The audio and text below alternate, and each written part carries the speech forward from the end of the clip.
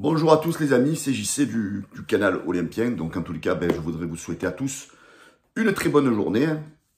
Et je voudrais faire ce matin une petite vidéo sur l'élection du président de la LFP. Comme vous le savez, ça faisait des semaines et des semaines qu'on parlait de cette future élection. Et on savait voilà, qu'il y avait deux personnes opposées.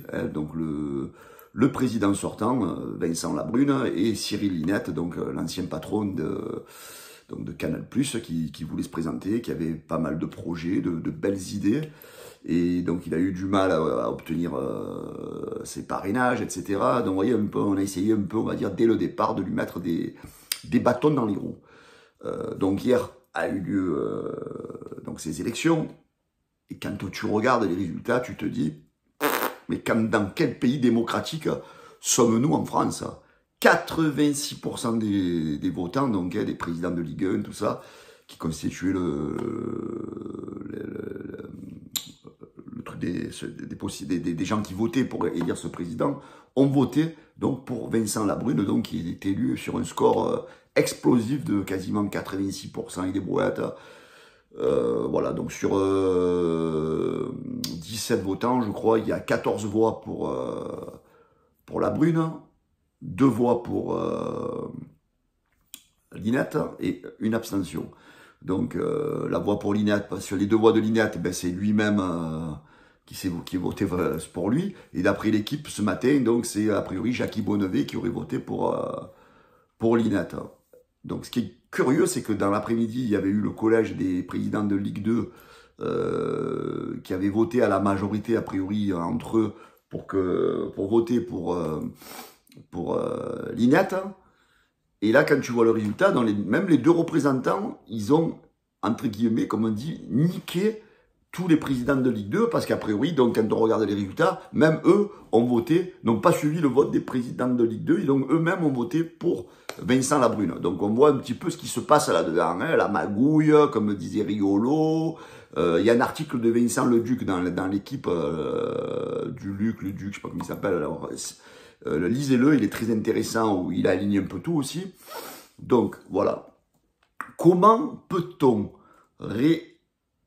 redonner la direction de la présidence à Vincent Labrune avec ce qu'il a fait, avec dans quel état il a mis le football français. Je veux dire, déjà, rien que les droits TV. Quand tu vois qu'il a promis aux gens des droits TV vendus aux millions, qui finalement, ça s'est vendu au fiasco d'Azen à 500 millions, avec, vous connaissez tous, des prix d'abonnement exorbitants. Voilà, déjà rien que ce fiasco-là, c'est déjà un échec total.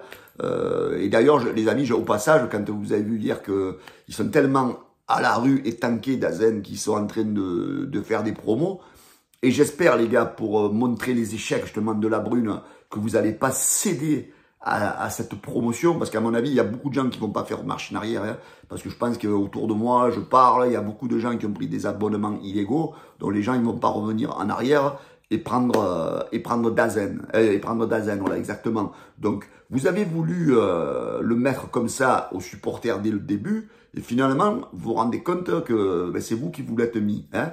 Mais malheureusement, au niveau de cette mafia, de ce groupe, de ce cercle autour de Labrune, je comprends pas comment la majorité des présidents qui vous plaignez pourtant hein, des rapports que vous allez avoir par rapport aux droits TV, que vous avez pu continuer à voter pour ce mec-là. Qu'est-ce qu'il vous a promis Labrune? Qu'est-ce qu'il vous a promis Labrune en terre secrète, en discussion secrète? On voit que Pablo Longoria a été élu à 99%, que Nasser El Khelaifi a été élu à 92% dans le CA. Voilà, ce qu'ils n'ont pas compris là, tous les autres clubs, c'est qu'au plus finalement que les droits TV sont moins importants, au moins la concurrence, elle sera importante pour le petit Nasser El Khelaifi. Il est content, ça fait je sais pas combien de titres qu'il rafle en Ligue 1. Donc au moins les droits TV sont élevés, au moins les autres clubs vont pouvoir se renforcer. Hein. Voilà, donc Pablo Longoria, mets-toi un peu le cerveau en route toi aussi, hein, et arrêtez de rentrer dans cette magouille. Et Labrune, vous connaissez le salaire de Labrune, les gars, depuis qu'il est président de la LFP, 120 000 € bruts par mois. hein, par mois. Donc ça fait grosso modo, tu lèves 20%, ça fait autour de 80 000 euros, 85 000 euros par mois net. Donc, comment il me justifie ce salaire? Oh, tu es président de la LFP, oh, tu te prends 85 000 euros par mois net. Oh, et après, donc, son premier truc hier, c'est de dire, ouais, on va ralentir les frais de la LFP, je vais baisser mon salaire. Hein, mais mon mec, ça fait 4 ans que tu te goinfres comme un sagouin, et maintenant, tu oses dire, on va baisser les frais. Mais la brune, tu es une mascarade. Et tous ceux qui sont autour de toi, c'est une mascarade. Mais le football français, les gars, il va aller à un échec. Moi, je me languis que Dazen tombe en faillite en France, un peu comme il avait fait déjà avec Mediapro, et que le football français soit mis devant ses responsabilités, dont son président.